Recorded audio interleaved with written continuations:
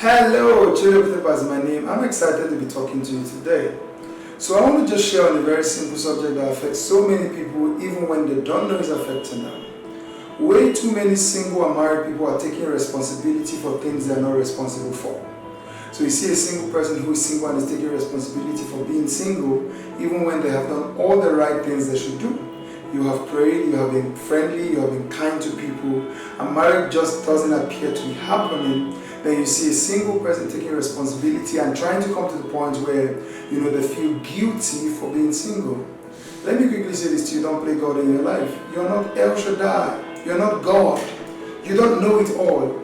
You've just done the best you can do. So what I say to people is, at all times, what you should do is to do the best you can do in the circumstance of your life and leave the rest to God.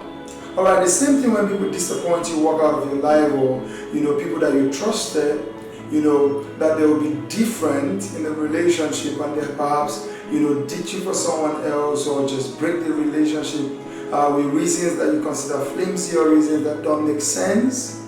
People begin to take too much responsibility, wondering what happened, what they did wrong. Sometimes people even come by trying to establish a pattern of how that has happened again and again, or something like that. Yes, I teach people to go back and think about what they could do differently in terms of wisdom.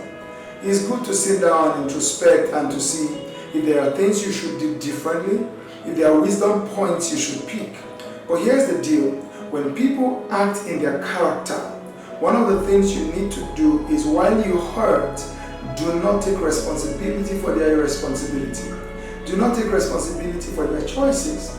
It's just like heaven. Let me give you an example. God himself wants everybody in heaven.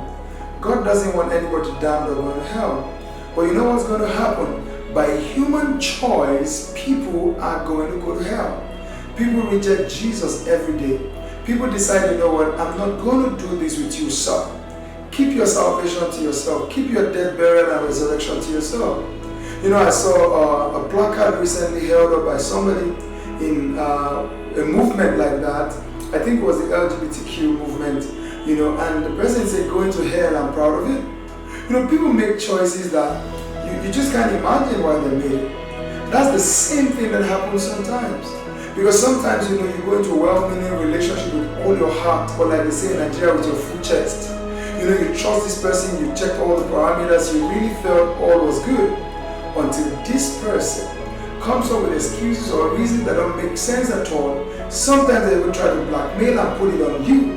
Here's the deal: some people are just afraid of commitment. Some people just don't know what to do. Some people are pure and plain irresponsible, like they do not want to commit. So commitment gets to the point where they just freeze, like chicken out, and they're out. See, you need to stop taking responsibility for people's choices. In fact, that's the thing that if I can drum in right now, you know why?